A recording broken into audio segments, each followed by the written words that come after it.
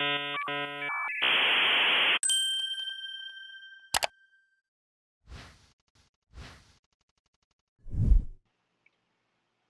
guess I hope you can see my screen now. So thank you so much for coming to my workshop today. I'm so excited to be here at Hackcon. I'm here today to talk to you guys about how to grow the tech community at your school. This is something that I did at my school at FIU for many years while I was president of UPE, and I'll be talking to you guys more about that and how you can use those skills to pretty much improve your tech community at your schools. So again, I'm Cesar. I'm one of the organizers of ShellHacks. I was really involved since the very beginning back in 2017. I was also president of Upsilon Pi Epsilon at FIU from 2014 to 2018.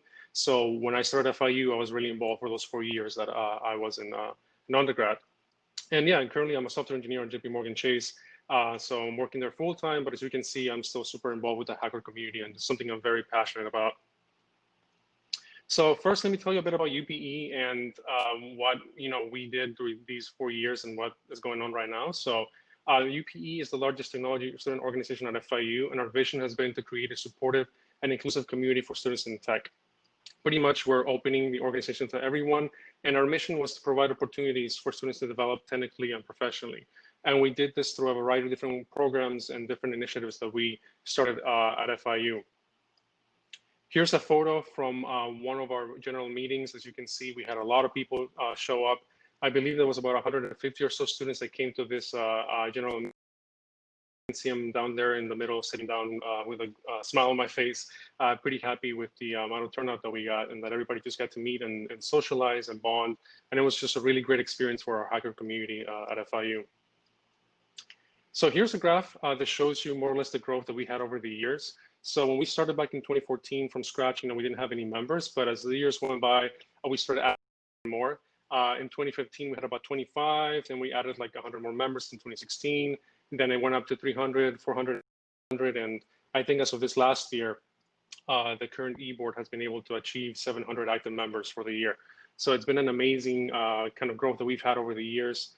Currently, the total membership from 2014 live to date stands to about 2,200 members. So it's just been an incredible amount of growth that we've had during this time. And this is what I'm hoping that you guys also get to do for your own tech communities. So after doing a bit of math, we ended up learning that we had a 2,400% increase in yearly active members from year one all the way to the current year. So the very first year, we had about 25 active members in the different workshops and programs we had. And as of now, we have about 700 of them that do this every year. So it's been an amazing amount of growth that we've seen at FIU. And so you might be asking yourself, how do we do this? How did this all happen, and during this time? And pretty much, it was all about building an organization for everyone. That is something that was really important to us, something that really mattered to us. We wanted to open this up and help everybody that needed some kind of assistance or just wanted to get into the tech space and be able to have a successful career. So that is something that we really, really focused on during this time. And I feel personally that that's what really made us so successful over the years. And there are 5 different key areas we identified during these last 4 years, looking back and thinking about, what is it that we did that really helped us get to this point?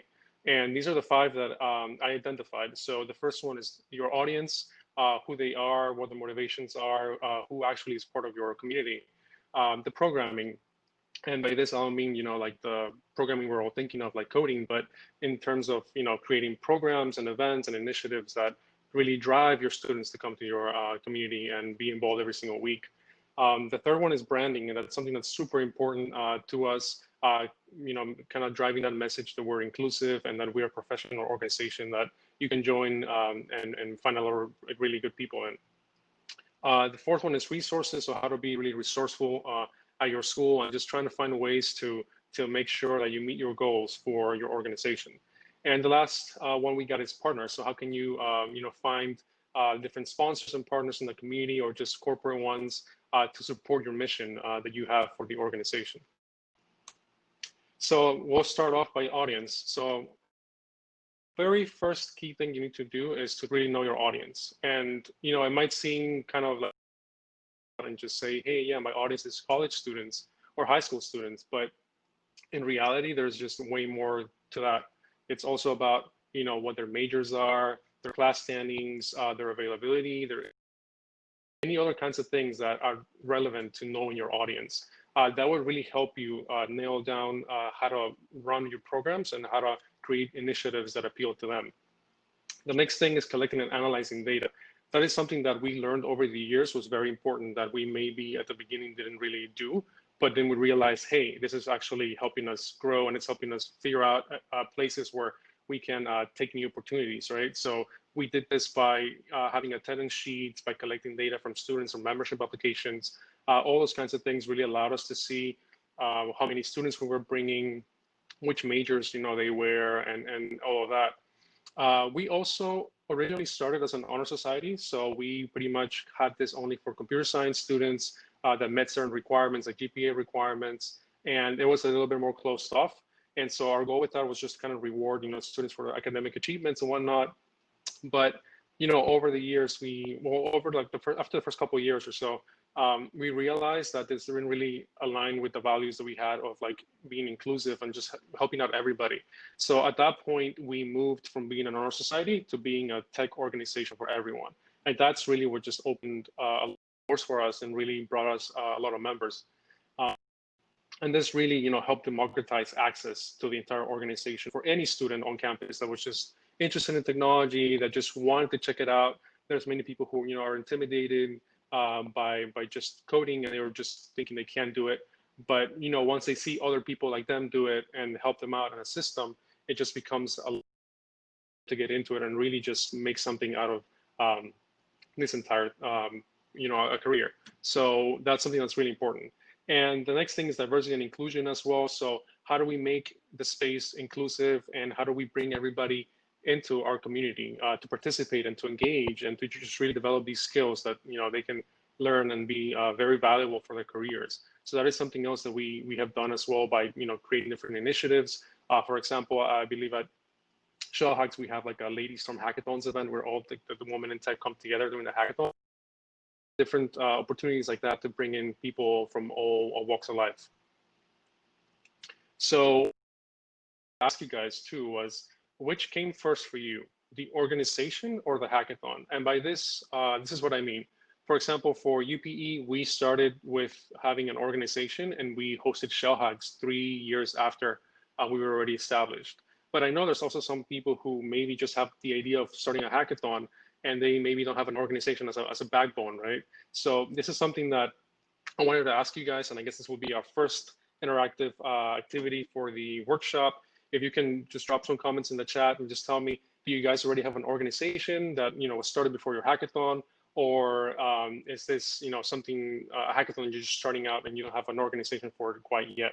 I'm just really curious to see what that looks like for you guys. So if you can drop some comments in there. Let me see if there's any opinions, any trends.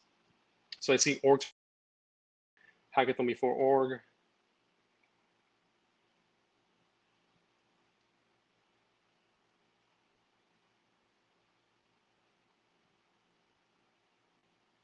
Org before hackathon, hackathon first.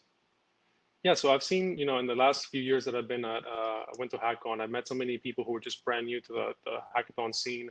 And, they didn't have an organization maybe to back it up, but they had like an idea, or they just wanted to really, put a hackathon together. So that was something that was really important.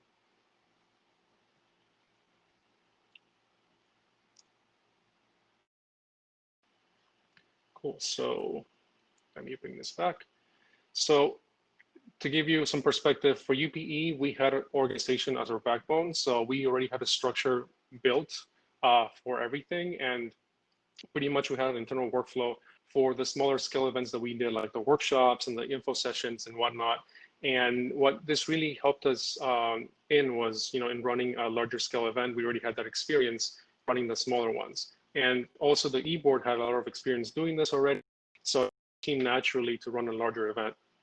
And we really just, learned about what our members needed during this time.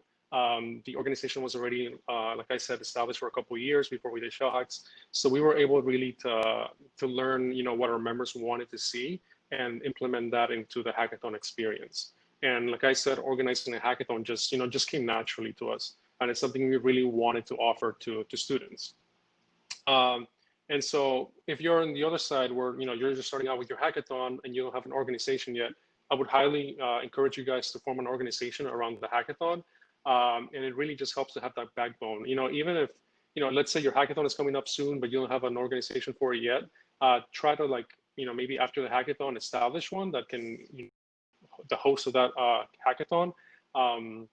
Because that way you'll have a sustainable group of people, a sustainable community that can be there for the following year, as opposed to just having, let's say, a one-off event that happens like during the weekend, and then people don't really engage or interact after the entire school year. And I think this is something that Mike Swift spoke about earlier, about how we need to engage and we need to have all our hackers involved throughout the year and help them stay motivated, right, throughout that time.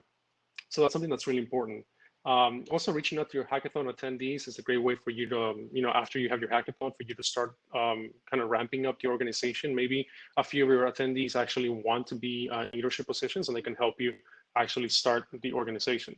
Also, finding opportunities to provide value outside of your event is really important as well, in terms of things like programs and activities and workshops that you can do to help motivate, just inspire the other hackers in your community to stay involved.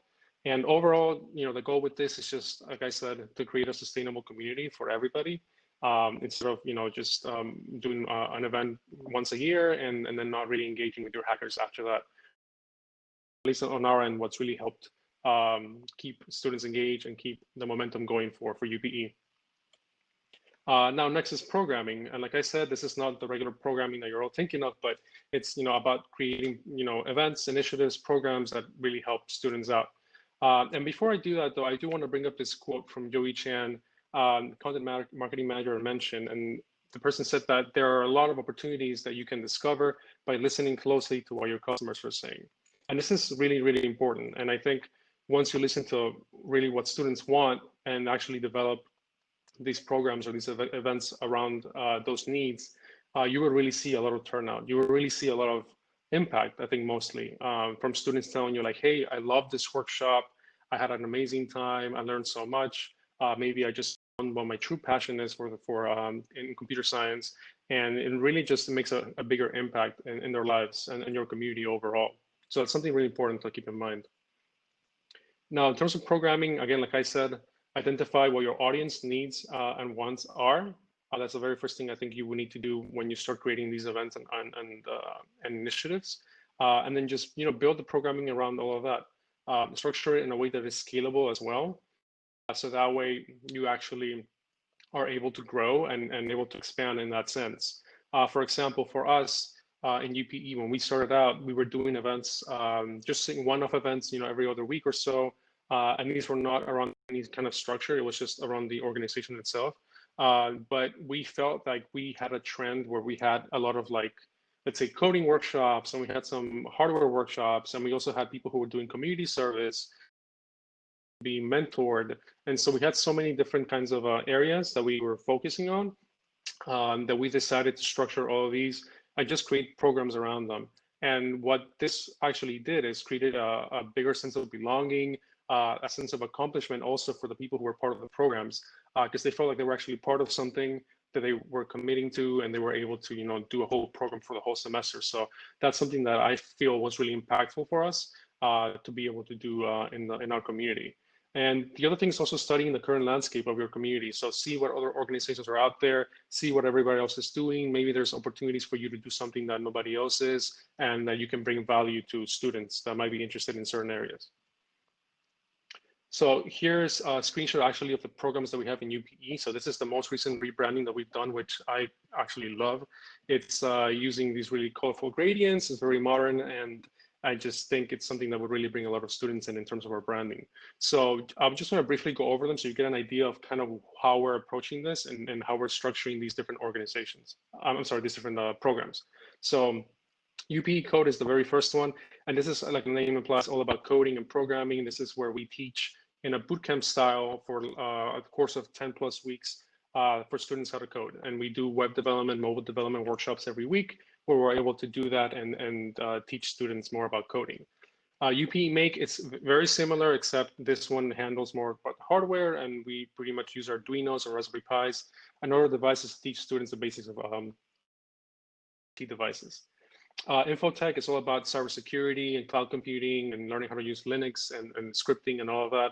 So we do have a very large population of IT students at FIU. And so at the time, we were getting a lot of feedback that, hey, we're getting there's a lot of coding workshops, hardware workshops, but there's nothing for us IT students. So that is one of those places where we identify opportunity and make this happen. And now we have 3 different programs, bootcamp style programs that do these different, that handle these different areas. Next thing is UPE Advanced. So Advanced handles all the professional development workshops and pretty much info sessions that happen with our corporate sponsors that we have. And it's also a great way for students to just do interview prep throughout the semester. So students meet and they just do lead code, they do interview prep, they do mock interviews, and they prepare for internships and job opportunities.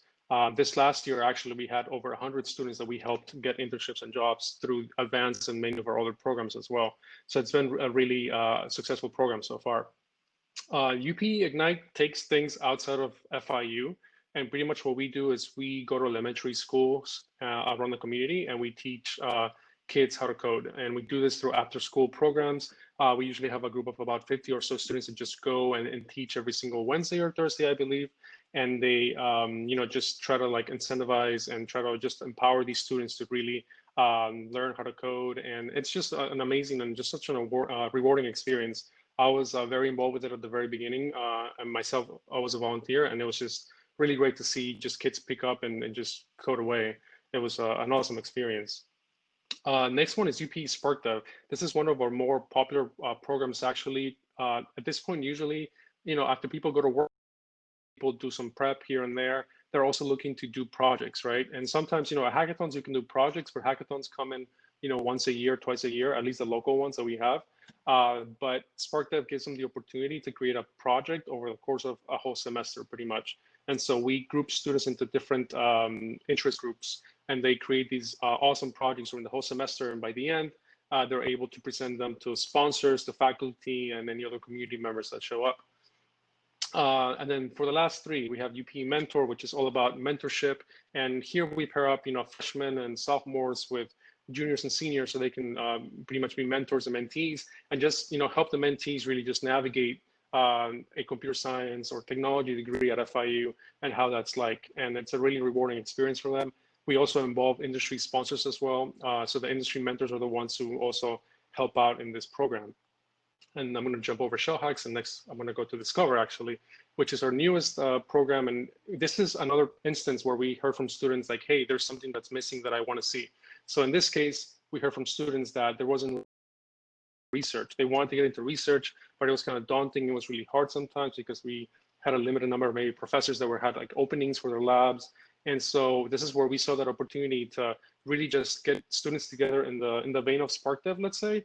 But instead of building projects, they were actually doing research, and with the goal of preparing a research paper over the course of a year. So that's where Discover comes in. And last but not least, we have ShellHacks, which is our signature event. It's something that we are all super proud of, and we're all like here at Hackcon for to help represent. And last year we had about 1,000 students that came over to the hackathon, and it became Florida's largest hackathon. So it's something that we're super happy about. Here's a couple photos from some of our events. These are from ShellHacks. So diversity in tech is something that we're very passionate about, given that FIU is NHSI, so there is a Hispanic serving institution, and so we have a lot of Hispanic population in the university, and it's something that we really try to push and try to bring in opportunities to them to just help empower them to get into the tech field. And here you can see they're working with mentors. We have sponsors also as well, collecting resumes. So a couple more photos here from some of our organizers who did an amazing job last year leading the event, and just people getting together to code, and just celebrate technology, which is an amazing thing. And yeah, and as you can see, we really love the pink. It's something that really identifies ShellHacks with the whole Miami Vice theme that we got. It's something that's really, meaningful to us as a group from Miami and at FIU. So speaking of colors and speaking of aesthetics, next thing we have branding. And so for branding, this is where you have to start thinking about the positioning of your organization and just how you're pretty much conveying that message to everybody, right? So for UPE, for example, we wanted to create a branding that was professional and modern, as you saw, like the logos that I just showed you guys. They're really nice with the gradients and really modern, but they're also professional looking, while still being friendly and playful. We wanted to make sure that we were as inviting as possible, but also let people know that, we're a legit organization where you can actually grow professionally and learn so many more things. Also, making branding that's easy to understand, it's also really important. You want to make sure that you convey the right message and that people really understand what you're doing. For example, when it comes to our workshops, usually, instead of let's say we're teaching HTML, CSS, and JavaScript, right? Instead of having a workshop where we just have a flyer that says, "Hey, this is an HTML, CSS, JavaScript workshop," we describe it as a web development workshop, and then we tell people, "Hey, you can come to this workshop and make your own first website." So that sounds a lot more inviting to people, and it definitely helped bring a lot of students from other majors that maybe did not know what JavaScript was, right? So that is one of those key things that I think in terms of branding that really helped out in our case. And obviously, in the emails and the communications that we send out, we will mention, hey, this is what you'll actually learn in the workshop, HTML, CSS, JavaScript, etc. So we always made sure to make our messaging very clear and very simple to understand. And it's something that we're always improving. As I said, those last logos that I showed you guys, those were recently made. It was a last iteration of our branding that's been evolving year after year. But we always, as we do things, we start learning. And, a year later, we look back and we're like, hey, maybe we can improve this, maybe we can improve that. So it's something that's always just improving and changing as the years go by. And our goal is just to make this memorable, make it consistent. We want to make sure that if somebody sees a flyer on campus or like, on social media or anywhere, that they know this is a UPE event, they know this is one of our programs, and this is something that's welcoming to everybody and that they can actually join. And making sure that our branding is consistent is also so key as well. As you can see, all the programs, they all share the same kind of look. And this is something that we pretty much implement all across the board when it comes to social media posts, when it comes to posters and branding, PowerPoints, you name it, T-shirts, everything. We try to make sure that everything is consistent in terms of branding. And that's how we make our brand really strong on campus. So here's a quote from Jason Hartman. He's the author of Become the Brand of Choice. And I thought this quote was really important to kind of bring up. He says that your brand is a promise to your clients, a promise of quality, consistency, competency, and reliability. And so this pretty much, I love this quote because it kind of just sums up everything I just sort of mentioned. Where your brand is it's so much. It's, it represents the quality of the product, or in this case, the events and the programs you're providing. Consistency, people will know that whenever they go to any event that you have, they will have a really good experience or the same experience in that case. Also that, you're like reliable, and they know that, if they go to this kind of event, they'll be able to expect this certain kind of experience. They'll be able to get assistance from mentors. They'll be able to, speak to the people teaching the workshops. There'll be, let's say, food and swag and all the cool things at the events. It's just all about creating a really good experience that you make consistent all throughout your organization. And that's something that's really important. Now, so this is where I want to, interact with you guys again. So what are some good examples of branding that you guys know about, or any companies, any kind of brands that you guys are, very familiar with? You can drop that in the comments just so we can all see and kind of, get a nice idea. Nike, yeah, definitely Nike. I love Nike brand. As you guys probably can see, I used a really nice Keynote, Apple Keynote template. So Apple is definitely one of those brands that I do enjoy a lot in terms of, what they do, and the aesthetics are just really nice. Google, definitely. These are all brands that are really iconic, brands that, people, you see something and hey, that's Google, that's Nike, that's Apple. It's really important. Twitch, yeah. Golden Arches, yes. MLH, definitely. Adobe, yeah. Adobe, especially Adobe, has so many products that you just see the icon and okay, that's an Adobe product, just based off like how Photoshop looks like, Illustrator, etc. You're able to easily see that. GitHub, Twilio, these are all really good examples. And as you guys develop your branding for your organizations, I highly encourage you to actually check them out. just to go to their websites and see how their logos look like, how their branding looks like, what colors do they use, what kinds of aesthetics they have. So that's something that's really important to look at. Cool. So next, let's move on to resources. So what do I mean by resources here? So it is really important to get to know your school and leverage its resources. And there's just so many things on campus that you might not be aware are there for you, that you can just, if you take the time to actually go look for them and you take the time to meet the right people, you'll be able to, find out ways that it can help your school. I'm sorry, it can help your organization. So one important thing that you can do is, go and meet key leadership and faculty and staff from your school that can help you maybe find a right opportunity or can help you boost your organization. Here, for example, on the right side, you see we have in the middle, we have actually our school's president, President Rosenberg. We reached out and he was so welcoming and he was so eager to help us and just really believed in our mission and just how we wanted to empower, hackers on campus and just in the Miami and FIU community. So he came out, helped us out, was there, spoke at the event and was there, talking to sponsors. And it was just a great way to get the whole FIU community together for this event. So definitely, try to meet any key leaders, faculty, and staff that you have on campus. They might be able to, help you get resources, or if not, they might be able to at least point you to the right places where you can get these resources. As I said, look up on campus different departments and centers. There's like career centers in every single campus. There's different departments for student life, for campus life, for all kinds of things. And they usually have some really good resources that you can get for free. So, for example, at FIU, we have our computer science department where they actually have a printer that prints out these huge posters. And we're able to print out these posters for free every single week to promote our events. So we don't even have to, spend money on that. And that just provides us with so much free exposure to students on campus. And also, resources, obviously, like online, there's so many things online that you can find. So just take the time to do a bit of research. After you come up with the events you want to do and the programs you want to create, then think about, what kinds of resources you might need and just do a bit of research and look them up. Usually most of these are free. Sometimes there's, free trials here and there so you can test things out. If your organization is a nonprofit, you can even get discounts sometimes from some companies if you're trying to use their software as well. So that's something to think about too. So again, I cannot stress this enough. Just overall, just be resourceful. Just seek other people on campus. Go to the different faculty centers, even other students that might even know like where they can get resources on campus from.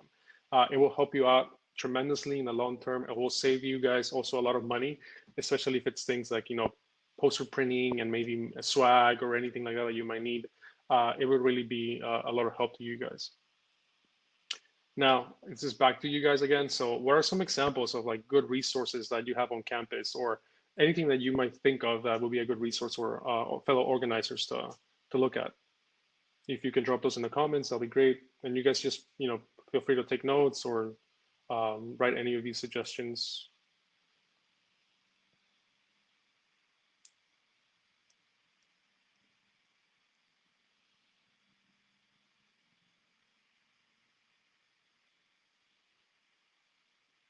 So any ideas? I mean, I think I mentioned most of them. Oh yeah, that's a really good one, professors. So if you guys know some professors very well, or maybe you can just even reach out, send a cold email to maybe one of your like introduction to programming or programming one workshops. Classes, and reach out to them and just tell them, like, hey, we're doing this on campus. We're trying to reach a lot of students. Could you help us promote, our organization or just the event that we're hosting? That's a great way to, engage with faculty and also be resourceful where you can reach even more students by doing it that way. Not every faculty member might be willing to do that for you, but but it doesn't hurt asking. You can always ask and see what happens. Seek students who have volunteering or leadership requirements to fulfill. Yep, that's very true. Professors are the best for promoting. I agree. We have some professors who tell their freshman students they can get extra credit for attending CS workshops. Yes. So we actually, we used to do this, I think a couple of years back or so when we had our yearly town hall meeting with the school, and professors would give extra credit to students who went to the town hall meeting. And so that brought us a lot of students to the event. Obviously, sometimes you can't really abuse and can be asking for too much sometimes. Like, you can't literally ask every time you have an event for them to do this, but maybe just be strategic in how you select certain events for them to give extra credit. For example, in our case for ShellHacks, that's something that we would do for with other faculty members and whatnot. Um, Honors college as well. Yeah, if your school has an honors college within it, they're also it could also be a great resource to reach out to even more students and help promote. Alumni club members who work in the sector's business. Yes, alumni as well, especially for UPE. I think, now that we've grown so much and in the last few years, we've seen so many people graduate from the organization. We have so many alumni now in the industry that are super involved, myself included, as you can see. And I myself, being in JP Morgan, I was able to get the company to be the co-host of ShellHacks last year. And I myself came as a sponsor. So that was just really an amazing experience personally to be able to be on the other side and after organizing ShellHacks, just being able to present as a sponsor and just get back to students. So awesome. So let's keep going back.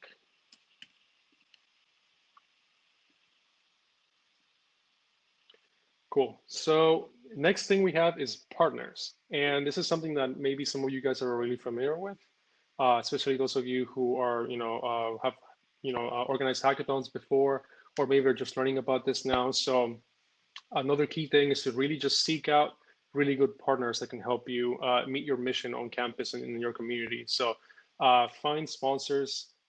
They can really help you just propel your programs and just impact even more students than you may be able to on your own. Think about what it is that they can actually provide for you. So you might be thinking like, hey, I want, let's say, Google to sponsor my workshop or my hackathon or this and that.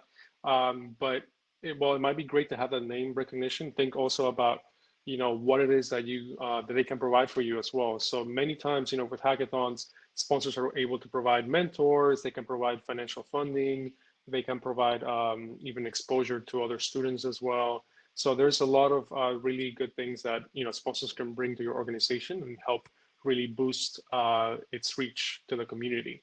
And while that's important, it's also really important also to think about what value can you provide to give to them. So think about what is it in your organization that would be of value to them.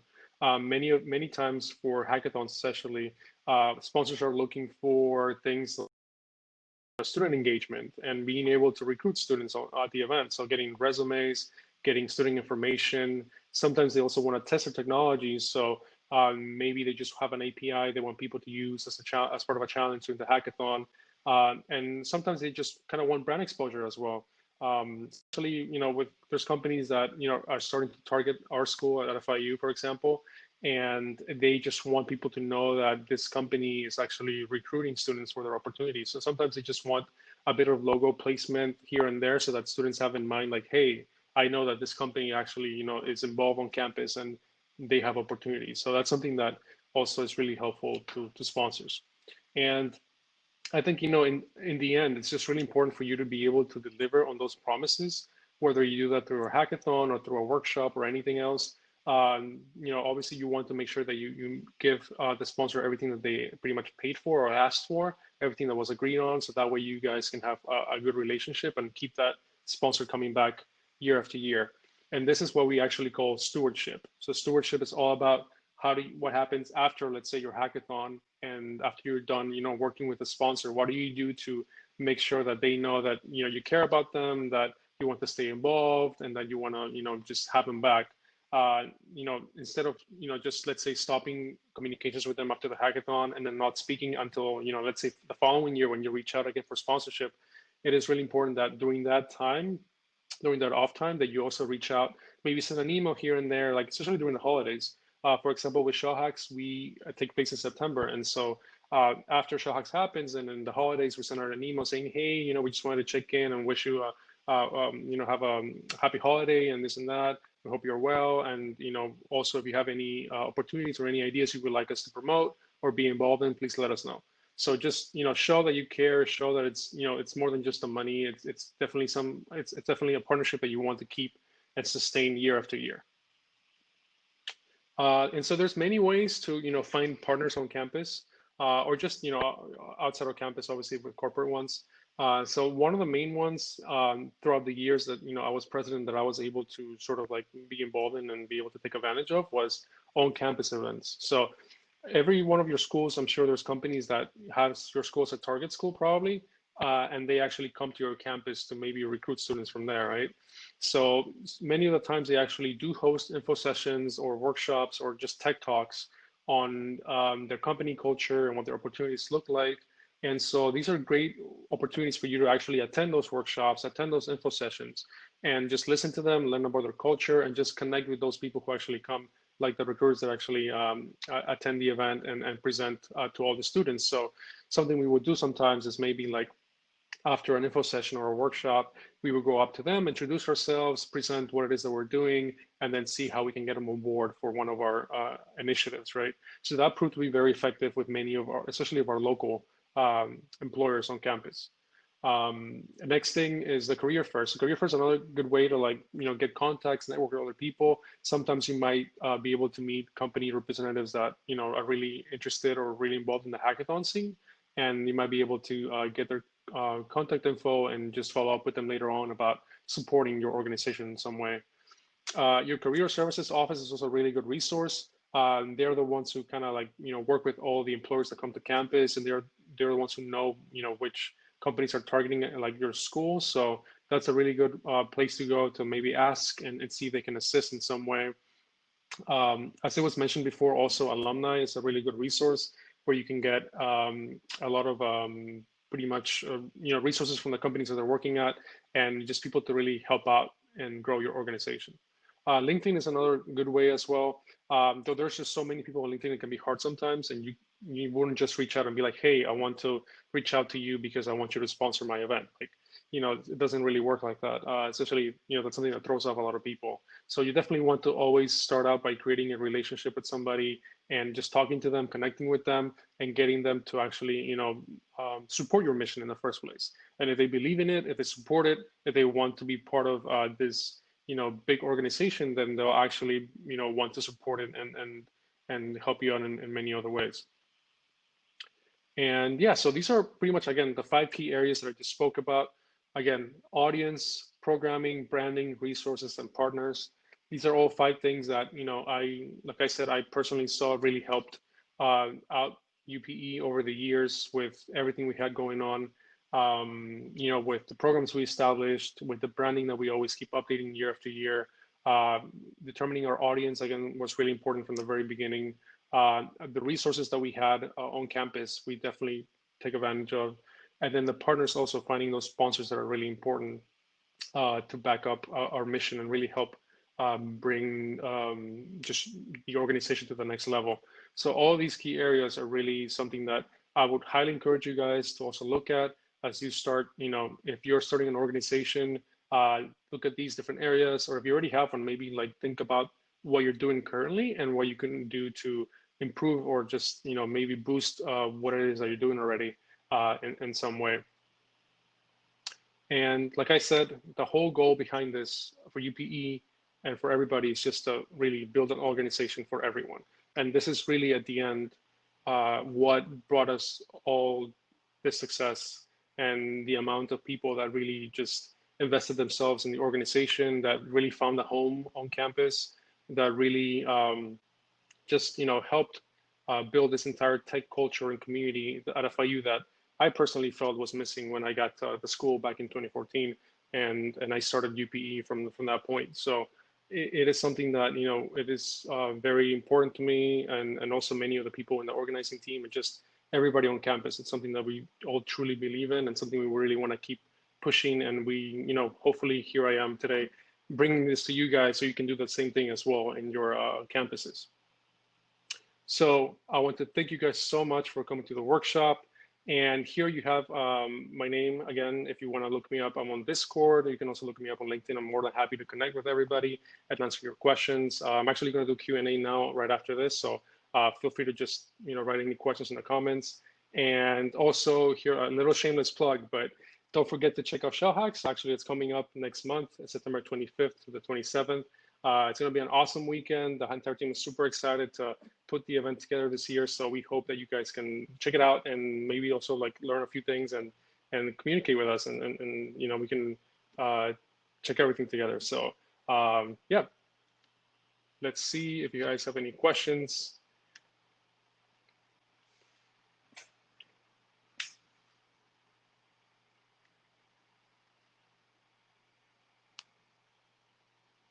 And this can be about anything, you know, if you guys have any questions about branding or, you know, resources, just any of the points that I spoke about, or maybe if you have any ideas that you want to bring up.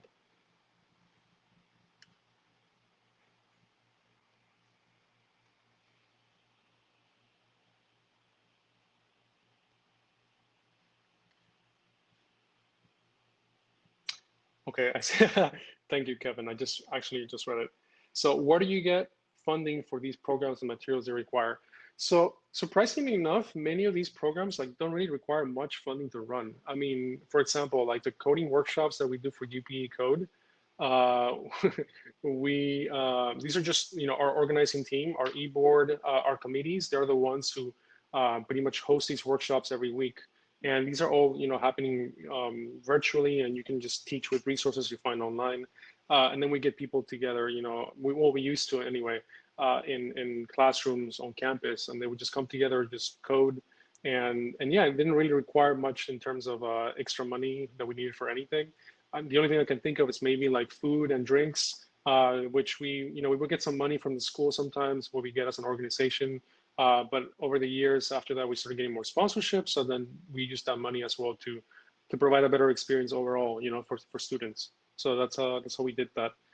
There were obviously a couple of programs that do require a bit of like materials, like the hardware one, for example. So with that, I think we filled out at one point some grant that the school had to be able to get hardware for our programs and have students be involved that way. Let's see the next question. How big is your organizing team to keep all these separate tracks up and running? It is huge. And back in 2018, when I was president, up until that point, we had about maybe, I think, close to 20, I think, e-board members. After that, you know, it's been a couple of years, so there's been a couple more presidents, and I see them, they're both here, Christopher and Matt. They have done an amazing job running the organization after that. And yeah, so currently I think there's actually close to 30 people involved. Our e-board has different VPs that are in charge of different parts of the organization. So we have a VP of marketing, a VP of social media, communications, logistics, you name it. And then apart from the VPs, we also have the program directors. So every single one of these programs actually has a person that's in charge. It's kind of like they're the president of their own little mini club within UPE in a sense. And that person has their own committee. So that's kind of like the structural breakdown that we have. And that's how we're able to keep this as a sustainable, you know, organization. Because like I said, if we had everybody do every single program and every event, it would be crazy. It wouldn't be possible. Let's see. Could you talk a little bit about the application stack used for organization related work? Like how do you go about mailing, attendance, tracking, website management, analytics? There are thousands. Yes, that's a very good question. So over the years, we tried different things. Some things worked out well, some things did not. But you know, it took time to really like get to that point where we feel like we have like got a good stack of different platforms that work for us. So in terms of emails, we've been using, you know, at the beginning, we were just sending plain emails to a mailing list that we had the very first couple of years. After that, we upgraded and we went to MailChimp. And so we've been using MailChimp since, pretty much just doing that. Obviously, MailChimp is not free, so you can't, you know, have unlimited number of subscribers in there. We passed that limit at one point, as you can imagine. And so we had to actually use our funds within the organization to pay for MailChimp. So that is one of those things that, for example, we did. Attendance tracking. So another thing that we did as well is that, you know, at the very beginning, we were using attendance sheets that we had, or even like Google spreadsheet that we just created, and we handed people the laptop and they just put in their names. But after that, we noticed through a couple of events that we went to on campus that there were actually card readers that we can use so people can just swap their IDs. And so we purchased an iPad with our club funds, and then the card reader as well. And so what we had people do was that every time they went to one of the events, they were able to swipe their Panther ID and be able to, take attendance that way. And the Panther ID gave us a lot of information from the students that, were able to access things like their email, their major, class standing, and whatnot. So that's really what helped us kind of figure out, the kind of audience we were getting. That's when we really realized we had a lot of people who were not CS majors, and we were really surprised to see people from like business and chemistry and marketing, and it was just really cool to see that.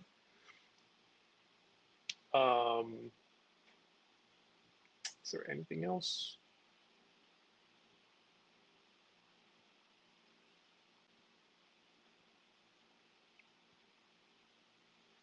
Yeah, well, the question is, does your team internally use Slack and Google Drive combo or anything more specific for notes and documents? So this is something else that, well, Google Drive, we've used pretty much the whole time, I think. It's just a standard where everybody can just share and collaborate and just put all their, files in there. So that has always helped. That has always worked out very well. We actually used to have Slack at the very beginning when we started to create an online platform. But for some reason, it just felt like it just didn't stick. And a lot of people were not really that involved. And also Slack has some limitations, I think, at that point, where I think your messages would just get removed at some point. There was a limit. I kind of forgot what it was. This has been years ago. But after that happened, it was actually the 2019 president, Christopher, who was super like into Discord at the time, that was pushing to make the swap, make the switch to Discord. And so, yeah, that's what we did at that time. And yeah, we've been using Discord since. It's really, helped us really engage a big community of people. I think our Discord server right now has, I think, 2,500 people in it. So it's really worked out really well for us. So we've been using Discord and Google Drive. And actually, most recently, we started looking at things like Airtable and Notion as well. We just really like the way Notion sort of like puts everything into a wiki, and so we can create a lot of documentation that we can keep passing on to the next e-boards as they come in. Personally, that's something that has has happened a lot. So.